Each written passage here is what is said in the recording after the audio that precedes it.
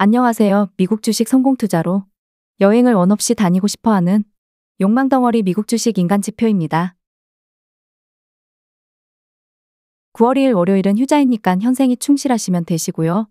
9월 첫째 주 가장 큰 이벤트는 한국 시간으로 9월 6일 아침 장마감후에 있을 반도체 대장주 중에 하나라고 할 수 있는 브로드컴의 실적 발표가 있습니다.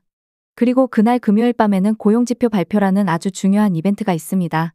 사실 이런 이벤트가 장이 완전히 마감되거나 혹은 장이 시작되기 전에 발표를 하기 때문에 키움증권을 이용하는 입장에서는 스탑로스라는 기능이 제 역할을 못한다는 게 매우 아쉽다고 생각을 하고 있습니다. 아무튼 9월은 하락이 유력한 달로 모두들 하락을 보는 입장이라 아마 많은 투자자분들이 현금 보유가 포지션보다 더 많지 않을까라는 생각을 해보고 있습니다. 이번 영상의 처음은 최악의 상황부터 보시겠습니다. QQQ ETF 일봉 차트이고요. 정말 9월 달에 다들 벌벌벌 떨게 만들려면 떨어지고 있는 보라색 중파동이 다시금 올라올 때 고점을 낮추는 봉우리로 하락을 해버린다면 대파동을 아래로 다시 떨어뜨리고 그 힘으로 녹색 파동, 파란색 파동까지 떨어뜨린다면 최소한 일봉상 120일 이평선까지고 훨씬 아래까지도 떨어질 가능성이 없지 않아 있습니다. 다만 일봉 차트의 3배 투자자 입장에서의 문제점은 장대음봉이 크게 나오거나 개파락이 나와야지만 파동으로 아주 확실하게 보인다는 겁니다. 그렇다면 내가 이번 8월 마지막 주에 분할 매수를 잘하고 있다가 어느 정도 수익권이 들어왔음에도 버티고 있었는데 하루 만에 지수가 개파락으로 장대음봉이 터지면서 파동의 하락 신호를 포착했을지 몰라도 내 수익은 오히려 제로거나 손실을 입을 수도 있다라는 거죠. TQQQ 투자는 그래도 일봉을 참고해도 나쁘지는 않지만 워낙 변동성이 큰 반도체 섹터 SOXL 같은 경우에는 일봉만 참고하면서 투자하기엔 너무 손실 리스크가 크다는 걸 이번에 크게 느낀 듯합니다. 1시간 차트로 넘어와서 보면 대파동이 고점을 낮추는 봉우리 하락으로 인해서 녹색 파동, 파란색 파동 하락을 만들었기 때문에 대파동이 바닥을 만들고 올라올 때 스탑로스 걸었더라면 큰 손실을 피할 수 있었을 겁니다. 물론 그 다음에 그 하락이 혹은 눌림이 어디까지 하락하고 눌릴지에 대해서도 공부를 해야겠지요. 맨 좌측도 분명히 대파동의 고점을 낮추는 봉우리로 하락을 하긴 했는데 여기서는 왜 눌림 매수가 유력했을까입니다. 맨 우측도 동일하게 대파동 봉우리 고점이 낮춘 하락이었지만 여기서는 엄청난 하락이 발생을 했으니까 좌측은 왜 눌림이고 우측은 왜 하락일까? 1시간 차트만 보고 이걸 설명하기란 어려워요. 그래서 파동을 보는 분들이 내가 만약 1시간 차트를 기준 차트로 설정해서 본다면 그보다 상위 차트 보통 4배수로 봅니다. 1시간 차트의 4배수는 4시간 차트를 보는 거죠. 1시간에서 맨 좌측의 대파동의 고점을 낮추는 봉우리로 하락이 나오면서 파란색 녹색 파동도 하락이 나오죠. 하지만 4시간 차트에서는 대파동 첫 봉우리 하락이에요. 이걸로는 4시간 차트에서는 녹색 파동, 파란색 파동을 내릴 수가 없었어요. 그러니까 1시간 차트 맨 좌측 패턴에서는 눌림 매수 기회가 온 거고 우측 하락 패턴일 때는 4시간 차트에서도 대파동 3봉까지 나왔기 때문에 하락이 동시에 발동되면서 큰 하락이 발생을 했다 정도로 이해하시면 됩니다.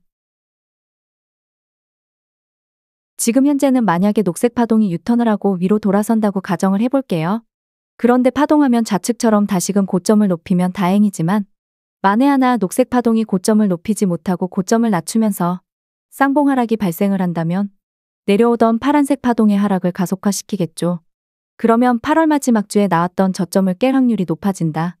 이건 최악의 경우를 본 거고요. 최상의 시나리오를 본다면 녹색 파동의 고점을 동일하게 높이면서 전고점을 깨고 상승하는 패턴이 나오는 거죠. 그러면 보통 피보나치를 설정해서 최소 1번 레벨 혹은 2번 레벨까지 매도 계획을 세울 수가 있어요.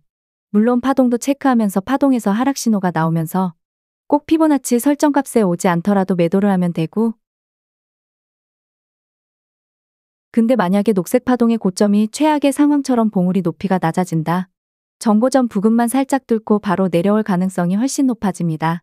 그러면 전고점 부근에서 일단 비중 살짝 덜고 관망을 하면 됩니다.